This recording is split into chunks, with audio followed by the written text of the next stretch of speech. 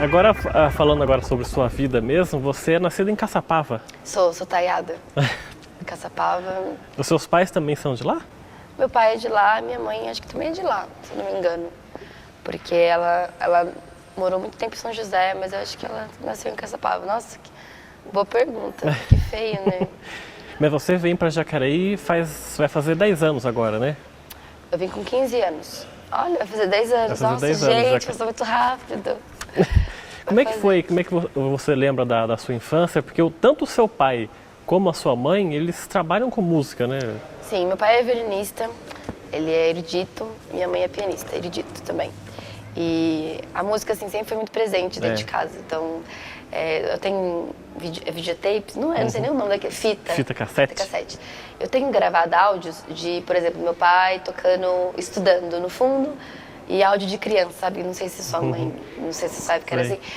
Aí eu gravando assim, mãe, não sei o quê. Minha mãe gravando eu falando, meu pai tocando no fundo. E minha mãe conta quando ela estava grávida, ela também sempre estava tocando, tudo. Então, desde criança. E meus pais são professores, né, de música. Então é uma ligação, assim, com a música. Não é nem ligação, né? Porque já estava dentro de mim. Assim. Você acha que você não podia ser outra coisa. Não teria como. Não teria, de verdade.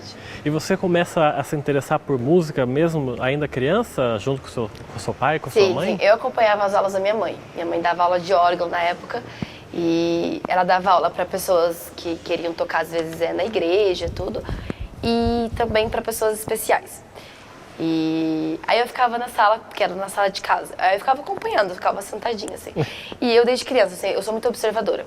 Se você vai me colocar para fazer alguma coisa assim, mas, ó, você vai embrulhar esse pacote aqui. Eu vou observar primeiro como todo mundo tá fazendo. Eu falei, então, vou fazer assim, mesmo que ninguém me fale nada. Aí as alunas tentavam fazer as coisas, às vezes elas não acertavam, tudo. E eu tinha o quê? Eu tinha 5, 6 anos de idade. Eu tinha menos, porque eu entrei no conservatório com 6. Então aí eu olhava assim, aí minha aluna ia embora, eu falava, mãe, não é assim? Aí eu ia e tocava com a pedaleira, né? E eu sentava na pontinha assim, tocava com a pedaleira e com as duas mãos. Aí a mãe ficava impressionada. Ela falava, nossa, mas como assim? Eu falei, mas não é assim que você ensinou pro rapaz aí? Minha mãe, ela estava olhando? Eu falei, tava. E eu não era nem alfabetizada. Então aí eu tinha esses contatos. Aí minha mãe falou assim, não, vamos melhorar isso. Como espeto, né? Caso de feira, espeto de pau, minha mãe nunca me deu aula. Ela me colocou no conservatório. Até porque eu acho que se ela desse aula ia começar... Não ia dar certo, ia ter porrada, porque minha mãe sempre foi muito exigente. Então ela ia me matar, não, é assim, então... E ela me pôs lá na Fego, em Taubaté, que inclusive é um dos melhores conservatórios da região. Eu tenho muito carinho por aquele conservatório. E foi na musicalização, né? Porque a criança, quando ela não é alfabetizada, ela não sabe ler e escrever. Então aí vai na musicalização para você ter a familiarização com a música, através de símbolos e tal. E depois você vai introduzindo. Aí eu entrei na musicalização e a professora, no caso, na época, a Melânia, que era professora de piano, ela me viu tocando, ela falou assim, não, Marli, ela já pode entrar na aula comigo, sim. A gente adapta algumas coisas e ela pode começar a fazer aula. E eu comecei a fazer, de piano. Aí foi o primeiro, né, start mesmo, assim. Ainda não tinha relações com o canto? Não, nada. Era só mesmo a música, assim, piano, que eu achava muito bonito o órgão, o violino, né. E pra você foi fácil aprender? Sempre foi fácil aprender essas... Foi, e isso é uma dificuldade. Porque hoje em dia eu entendo, né, como eu dava aula para criança também, eu falava assim, mãe, mas eu já sei, porque eu tinha muita facilidade por ser observadora de ouvido, né, que o músico ele tem assim, tem a partitura, você tem que ler e você tem que reproduzir. E eu lia, ou então eu via alguém fazendo e eu já reproduzia igual. Não a técnica correta, você tem que condicionar isso com a leitura. Mas aí você é uma criança de 7 anos de idade, você não quer ficar perdendo tempo olhando aquilo. Eu odiava. Então eu tocava de ouvido. Aí as professoras, elas queriam morrer comigo. Ela falava, mas você tem que olhar aqui Eu falei, não, mas eu já decorei. Elas, não, mas você tem que olhar aqui na partitura. Tudo. Ainda mais o erudito, que é muito assim, em questão de dinâmica, é muito preso à partitura. Então é muito fiel. E eu queria mudar tudo aquilo. Eu falei, não, mas eu decorei já. Então isso me dava dificuldade por ter facilidade. Então eu ficava folgada, eu queria estudar, porque eu já sabia. E isso não é bom, mas a professora sempre falou, gente, paciência, por quê? Porque é a idade dela E ela tem facilidade, ela tem o dom pro negócio. Só que ela tem que... E a maturidade, né, gente? Eu tinha 7, 8 anos na aula de piano. Eu não queria ficar 1 ou 2 horas estudando na frente do piano, que é o correto, né? Estudo, tem que Você ser. fica na Fego até que idade? Até uns 10, 11 anos. Eu fiz 4 anos de piano. E daí você, logo que sai, já começa no canto também ou não? Então, aí no canto eu nunca fiz aula em conservatório. Meu pai, ele gostava muito de cantar. Na época a gente tinha aqueles teclados que tinha disquete, tocava os playbacks. E ele cantava e eu acabava acompanhando ele, fazia segunda voz. E quando ninguém estava vendo, eu cantava sozinha também. Aí um dia meu pai, ele conseguiu, assim, eu não lembro se foi um dia de domingo, que estava todo mundo em casa, eu não lembro ao certo dia. Mas eu lembro que ele ficou escutando, aí depois que eu terminei ele abriu a porta, que eu fechava tudo, né? Fechava a janela, fechava a porta. Não queria se expor ali. Não, eu era muito tímida mesmo. Aí ele falou assim, poxa, Maísa, que legal, você cantou essa música. Eu falei, pai, você viu, ele viu e tal. E ele já trabalhava com cerimonial, né, casamento. Ele disse, vamos treinar uma música aí pra gente fazer e tal. E eu lembro até hoje, a primeira música que a gente cantou junto foi Endless Love, da Dinah Warren, Isso. com o Lionel Richie. E eu fazia segunda voz, tudo, e aí ele começou a me mostrar pras noivas. Aí uma coisa levou a outra, e eu não era profissional, assim, eu nunca tinha estudado, mas todo mundo gostava. E tem até uma história que o seu pai falou pra você cantar quando tinha uma noiva e você cantou de costas, Cantei né? de costa, que feio. E assim, eu sempre fui muito moleque, né? Eu nunca gostei de me arrumar, tudo. Então aí meu pai às vezes, mas vem aqui na sala. Aí eu, que saco. Aí eu chegava assim, de bermuda, né, largada. Eu falei, que foi, pai? Aí era uma noiva, oi, tudo bem, né? Aí ele cantou uma música aqui. Ele falava, você cantou uma música aqui? Eu falei, tá bom. Aí eu virava de costas e cantava. Aí as pessoas olhavam assim, tipo, cadê o rádio ligado? Ela é essa menina que tá cantando? Aí eu falava, sou eu. Eu nem acreditava, porque eu sempre tive por exemplo, assim, a minha voz ela não é muito menininha, e a minha voz sempre foi assim. Aí todo mundo, essa menininha tá cantando desse jeito? Aí, E eles contratavam, não, quero que ela cante no casamento. Então eu ficava assim, bom, tá gostando. Por um lado foi bom que você começou a ter um dinheirinho pra você ali. Nossa, dinheirão, né? Na época, assim, imagina, meu pai me pagava, acho que coisa de R$ 120 por cada cerimônia. Se eu fizesse 4 cerimônias, eu tinha um salário mínimo da época. Né? Mas quase um salário mínimo. Então, assim, eu era muito satisfeita. E é aquela coisa, como eu digo, eu nunca escolhi, eu nunca fui atrás disso. Foi acontecendo. Então, eu achei assim, bom. E na minha vida eu penso tudo assim. Lógico, você tem que batalhar pelo que você quer, mas tem coisas que as portas vão abrindo. E você tem que estar atento a isso. Então, é isso. E eu fui fazendo. Mas você decide seguir com essa carreira profissionalmente ainda nesse comecinho de adolescência? Não, assim, eu nunca decidi, né? O que eu tô falando, assim, eu acho que... E também acabava nunca me levando a sério. Porque é uma coisa boa também, né? Mas assim, tinha datas e eu tava ganhando dinheiro com isso. Então era bom. Mas eu considero, assim, que eu me profissionalizei, fui buscar, né, melhorar quando eu entrei na Palace mesmo. E aí foi com 18 anos. E acho que 6 anos já, Daí eu comecei a entender o que é estar num palco, né? Equipamentos, o que você tem, porque eu também tenho os equipamentos, né? E como você se projetar para o público, que também é importante, que é uma troca, né? E acho que foi aí que eu comecei a me levar mais a sério. Mas antes era mais assim, tô ganhando dinheiro. Mas teve uma época que você chegou a fazer um curso de... Fiz faculdade. Faculdade de... Tecnólogo. Tudo a ver com... É que assim, teve uma época que antes de entrar na Palace, eu já estava na Palace, mais ou menos, acho que já estava. E eu sempre estudei várias coisas. O sonho da minha mãe era que eu me formasse em alguma coisa. Ela queria que eu fosse, na verdade, concertista, né? Ela queria que eu estivesse lá na Sala São Paulo, lá com a Filarmônica de Berlim, Deus falando com o piano. O sonho dela era esse. E eu não terminei o piano, porque na época eu fiquei meio rebelde, assim. Eu falei, não quero mais. E eu já tocava as músicas que eu queria, né? Na época era Evanescence e tal. Eu já tocava tudo aquilo. Eu falei, por que eu preciso estudar? Eu falei, não quero mais não. E aí eu saí da aula e a minha mãe falou assim, mas você vai ter que estudar. Tanto que eu fazia inglês desde cedo. fazia aula particular desde cedo, assim, de matemática, português.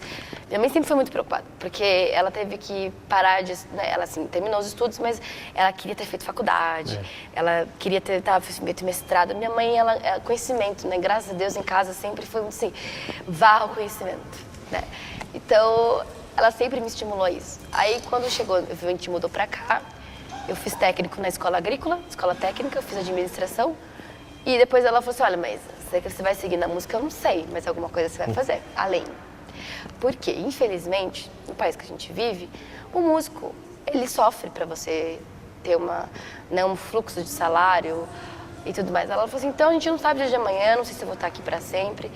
E na época meu pai já tinha separado da minha mãe, que foi uma parte da minha vida que me afetou muito e eu estava querendo sair da música. Eu falei assim, isso não é pra mim não, vou ficar lembrando do meu pai. Eu falei assim, eu não quero. Tava desistindo quase. Eu tava desistindo mesmo. Assim, na minha cabeça, né, eu não tinha falado pra ninguém, porque eu falei assim, bom, até porque também, eu falei, não tem necessidade, na hora que for eu arrumar outro emprego, eu pensei assim, vai acontecendo. Vou entrar no outro emprego. Na época, eu fiz gestão financeira, porque eu queria entrar nos bancos, né, em banco. Meu pai trabalhou em banco há muitos anos. Não quero mais, gente. Nossa. É pra você ver aí como você queria largar da música pra não lembrar do seu pai. Do meu pai, mas aí eu tava no banco. É verdade, banco... tá vendo? Ele não tá nada. Mas assim, eu tava frustrada, na verdade, acho que era essa palavra. E eu tentei, fiz seleção, tudo, mas ninguém me chamou. Então, acho que não tem perfil. Por causa disso mesmo, você fez o curso de administração? Fiz administração, que eram 2 anos lá na agrícola, que é técnico, e fiz um curso tecnólogo, né, que é reconhecido pelo MEC, tudo é nível universitário, de gestão financeira.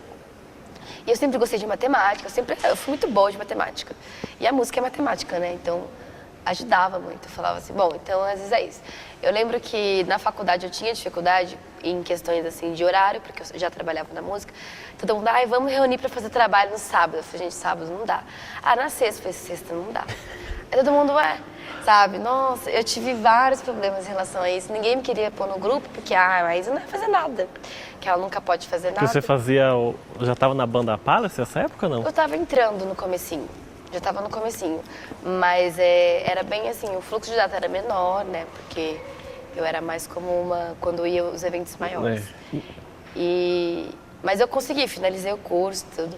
Tanto que eu cheguei a tocar, olha que engraçado, eu cheguei a tocar hoje em dia em formaturas, festas de formaturas, que a galera do meu curso estava comigo. Terminou o tecnólogo, começou outro, se formou e eu toquei. Então eu fiquei muito feliz, nossa. Mas foi uma época assim que eu falei, eu vou virar bancária. Nada a ver. E eu não consegui, mas acho que é por Deus mesmo, assim. E eu acho que eu nem tenho perfil mesmo, não. Eu gosto de lidar com as pessoas, mas não é só lidar com as pessoas, né? Tem toda a pressão, assim, psicológica. E como é que você vai parar na banda Palace? Como é que é esse convite aí? O convite foi do Tical, que é um dos donos, né, e vocalista, que até inclusive é da XCB também, um patrimônio da cidade, que também. E ele me convidou, na verdade, eu acho que ele estava procurando, foi assim, que eu fiquei sabendo, né? A cantora que estava lá saiu, problemas pessoais, e tinha uma temporada fechada, e no contrato tinham 3 cantoras. No contrato. Então ele tinha que cumprir o contrato de 3 cantoras. Na época não tinha ninguém que podia cobrir essa cantora. E ele acabou vendo foto minha em algum lugar na época. E ele conheceu meu pai e ele falou assim, quem que é essa garota da foto? Aí meu pai, minha filha. Meu pai, nossa, faltava acender o tapete vermelho pra passar. E... Verdade, foi antes de eu entrar na faculdade e antes do meu pai se separar da minha mãe. Aí ele falou assim, aí o Tical falou, ela tem cara de cantora. Aí meu pai, por um acaso ela é. Aí ele começou a conversar, tudo. Aí o Tical, poxa, tô precisando, tal, explicou a situação. E meu pai conversou comigo. Eu sempre fui tímida, eu falei, pai, eu não quero não. Eu falei, não tem nada a ver Desde comigo. a época dos casamentos, já era tímida? Já era. O casamento é melhor porque você não é o centro, né, das atenções, você não é o foco. A noiva é o foco. Eu falei, não, pai, não quero isso não. Eu falei, não tem nada a ver comigo. Eu falei, nunca fiz isso na minha vida. Eu falei, não vai dar certo. Eu falei, não quero. Aí ele passou meu celular pro Tical. O Tical me ligava, a gente vai ter um baile em tal lugar. Você quer ir com a gente só pra você conhecer, pra você ver? Eu falei, Tical, eu vou sim. Não ia nada. Aí aconteceu toda essa reviravolta em casa. Meu pai saiu de casa, aí eu falei, quer saber? Vamos ver esse negócio aí. Eu fui. E aí eu acabei, logo no primeiro dia que eu fui fazer uma apresentação com eles me passaram umas músicas que eu já sabia, né? Umas músicas lentas. Foi um dia que teve um reviravolta em casa, acabou tendo problemas pessoais, eu estava muito mal. E foi o primeiro show que eu fiz com a Palas. Tanto que hoje a gente conversa e eu falo, nossa, gente, foi horrível. E como é que você fez pra superar isso aí e entrar no palco pra cantar? Eu não sei, porque eu lembro que na época, assim, eu sou muito geniosa e meu pai, ele tinha aprontado comigo, eu tinha ficado muito nervosa, eu vomitei de raiva, eu tava tão nervosa que eu vomitei, eu fui na estrada do Luso, Luso brasileiro, aquela estrada, eu falei, mãe, para, tô passando mal. Eu cheguei tremendo lá de raiva, de ódio, eu não sei de onde eu busquei força, assim. Eu lembro que minha mãe conversou com o Tikal, ela falou assim, olha, Tikal, fica de olho nela que ela não tá muito bem hoje. Aí ele, tá bom. Aí depois que o Tikal foi saber, ele, como assim? Mas eu falei, eu tinha brigado com todo mundo, eu tinha quebrado o mundo aquele dia, eu tava nervosa. Aí assim, acho que tinha que ser mesmo. Mas eu fiz tudo certinho. Mas aquela sensação horrível, assim, sabe? Daí a gente começou a ficar junto, se entrosar, a galera gostou de mim. Eu comecei a ter uma identidade no palco, porque eu não tinha identidade, né? Não sabia me portar, tudo. Aí eu acabei tendo uma identidade no palco. Eu falei, pô, é assim que eu quero ser vista. E me ajudou muito, assim. Aí foi que eu me profissionalizei, sabe? Que eu considero, aí foi pra valer, né? Foi pra valer. Eu tava com um time também maravilhoso. Assim, a galera é super experiente, sabe? Que toca com pessoas, assim, com grandes artistas do Brasil inteiro, tocando comigo. Então a pressão foi grande também. Mas isso foi muito bom porque eu suguei, assim, aprendizado de todos os lados. E também, entre aspas, assim, apanhar, assim, no palco, assim, é bom para você adquirir experiência, né? Então, hoje em dia, por exemplo, assim, é lógico que no The Voice foi diferente, porque eu me senti sozinha, né? Quando você tem uma banda, você tá com a sua banda... Eu acho que não tem palco difícil. Eu não tenho medo, assim, de pisar mais em nenhum lugar, de verdade. Lógico, o medo não é de pisar no palco, é da responsabilidade que você tem de fazer aquilo. O frio na barriga sempre tem. O frio na barriga sempre dá responsabilidade de você fazer um bom trabalho. Porque como a arte, ela não depende só das condições, né, físicas, ela depende das condições emocionais, então você tenta controlar aquilo e isso dá o frio na barriga de você fazer um bom trabalho. Ainda mais como a gente que está sempre querendo, né, a perfeição, assim, então... Mas o palco pode ser para não sei quantas mil pessoas. Eu tô com a minha banda, eu tô com as pessoas que estão comigo, eu acho que não tem por que ter medo. Né? E hoje em dia, a rotina sua com a banda é show quase todo fim de semana e vocês cantam todo tipo de música? Então, a nossa banda hoje em dia, graças a Deus, a gente está sofrendo várias mudanças, porque está aumentando muito, né? A questão de shows, assim... porque as pessoas estão dando mais abertura para esse tipo de produção. Porque a gente leva uma produção que qualquer grande artista pode levar. É lógico, né, que em proporção menor do que um artista que hoje em dia que vai cobrar 500 mil reais para fazer um show. Mas a gente vai levar o mesmo tipo de entretenimento. A gente vai levar o mesmo tipo de produção, de iluminação, de figurino, de coreografia. A gente se preocupa hoje em dia em mostrar todos os estilos, lógico, mas de uma maneira que não agrida a questão familiar, né? Isso é muito difícil, ainda mais no mundo que a gente está vivendo hoje. Por quê? Porque as letras, né, acabam sendo um pouquinho... Então a gente tem cuidado com isso, porque a gente faz muito show aberto para famílias. E a gente tem a preocupação também de falar assim, bom, a gente está fazendo um espetáculo. Então a gente tem posicionamento de palco, tudo, sabe? É uma performance, de balé. né? Exatamente. Então a gente está melhorando mais isso ainda. Eu voltei a fazer jazz, eu voltei a fazer aula de dança, até porque também eu tenho outros objetivos, mas exatamente por isso, sabe? Você está sempre bem podendo fazer o espetáculo, apresentar um espetáculo para as pessoas. E sobre essa coletânea de músicas, eu vi uma entrevista sua, não sei onde, você disse que você mesma tinha preconceito com determinados tipos de música e na banda você não teve como fazer diferente, né? Cara, se a gente ia fazer um show de Paraibuna, eu chamei Paraibuna de jambeiro no microfone, entendeu? Eu tava fazendo uma música lá, acho que na base do beijo. Eu falei, agora é com vocês, jambeiro! Aí o Daniel do baixo, é Paraibuna!